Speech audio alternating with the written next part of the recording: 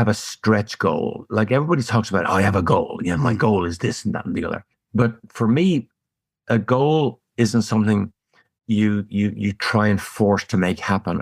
A goal is when you become the person that you need to be to fulfill that goal. That's the magic.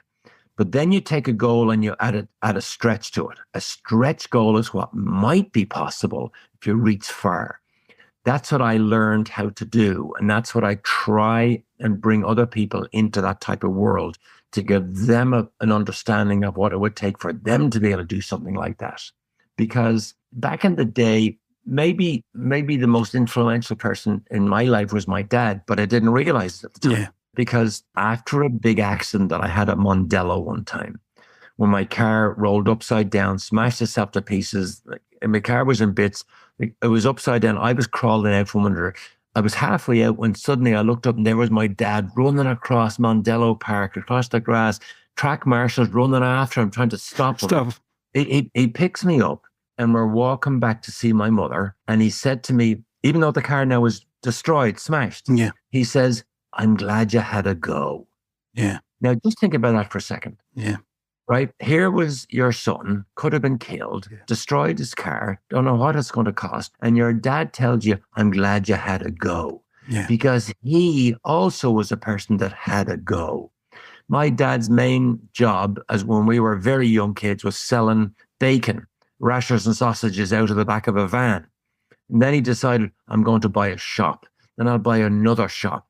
I didn't realize it at the time, but that was very much entrepreneurial moves back in those days. You know, when your dad risks, the family income to try and start a business himself. And so that I'm sure had an effect on me. But when he said to me, I'm glad you had a go when you destroyed your car, that was the type of impetus that I took on board to have a go at almost anything. And I'm so glad I did. And the F word never seems to have come in to your thinking process. Failure. Never. Yeah. And I failed many times. Well, so did Michael Jordan. Michael Jordan says he failed 13 times. I mean, but you haven't, this our chat, the word, that F word has not even crossed your brain. Right. But most people get paralyzed and will never take a chance in case they might fail. I was the complete opposite. I would jump in immediately and do whatever I could to get wherever I could with it. And if it failed, you move on to the next thing. Yeah. And is there a piece of music, Derek, that's traveled with you for good times, bad times, or is your go-to piece you probably don't, like the Ireland Islands, you probably don't like music? Well, so the piece of music, whenever I get asked this question, there is one that stands out head and shoulders above everything else. It's Fleetwood Mac, The Chain. You know why? That's because Murray Walker and the BBC used it, is it? Exactly. Yeah. So halfway through, when it goes into the lead guitar solo, that was the intro music for Formula One on BBC for all the years that I sat down in front of the television. And whenever I heard that track, it brought me back to where it all started, where the energy and excitement of Formula One just grew within inside me that says, I'm going to have a go. And even today, it's iconic today when I hear it. Yeah, and it's so rhythmic. Whoever chose that was the best bit of editing I've ever known for sport, and the way the music builds up, it's incredible. Yeah. And advice to younger people who are trying to drive, or a quote that you would say, this is where I've lived my life by. What would that sound like, Derek? Or do you have one? Yeah. I mean, today I tell people, look.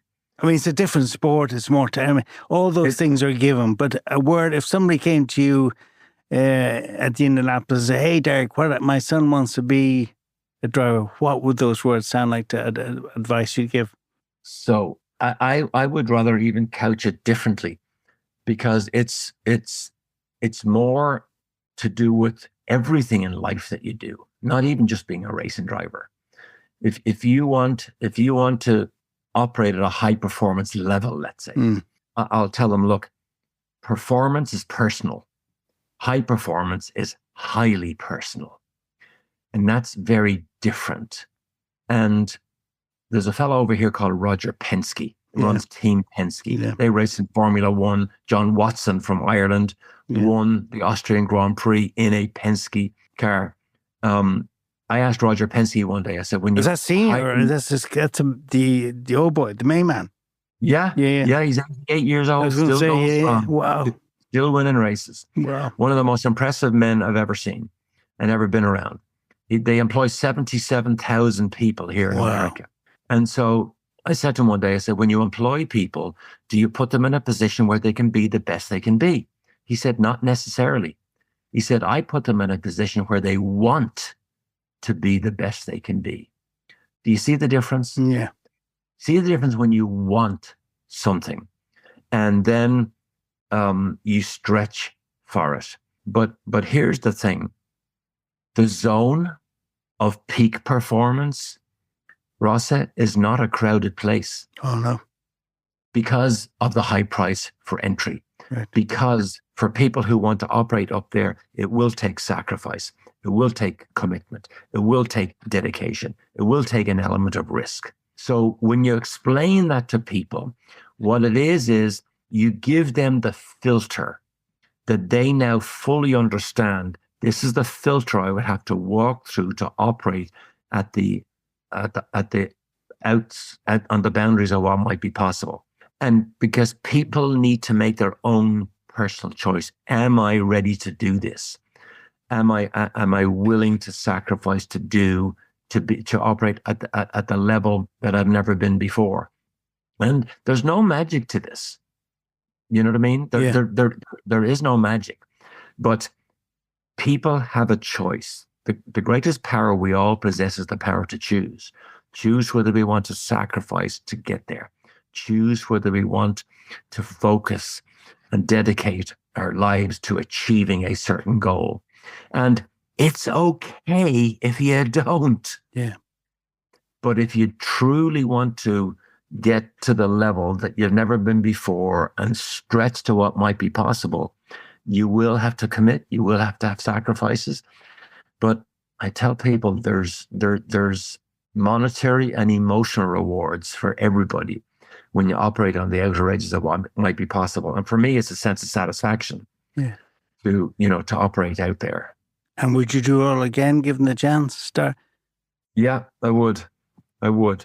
Now, there are some mistakes I made that I'd rather not make. Yeah, but you learn from mistake. We all make mistakes there. Yeah. And people say, "Well, do you have any regrets?" And the stock answer is, "Oh no, I got no regrets about anything."